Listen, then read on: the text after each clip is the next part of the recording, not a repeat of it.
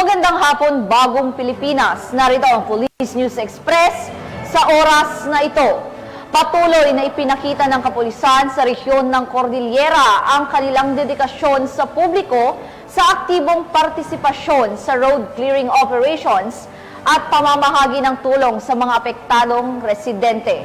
Ibabahagi yan ni Patrolwoman Jesly Sabado. Sa kabila ng peligrong dulong ng Bagyong Christine, buong tapat na rumesponde ang kapulisan ng Cordillera upang magbigay ng tulong sa mga residenteng matinding naapektuhan.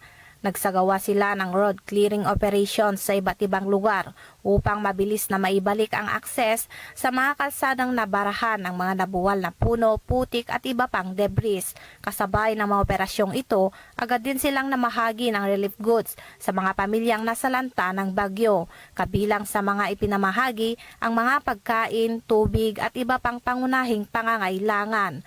Ayon sa PNP Cordillera, magpapatuloy ang kanilang mga operasyon hanggang masigurong ligtas at nasa maayos na kalagayan ang lahat ng apektadong mamamayan. Mula dito sa probinsya ng Apayao, akong iyong PNN correspondent, Patrolwoman Jesly Sabado, alagad ng batas, tagataguyod ng Balitang Pulis.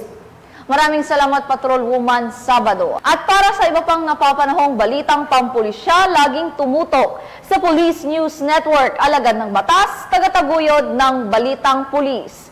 Ako po si Patrolwoman Femari Octaviano, nagbabalita para sa Police News Express.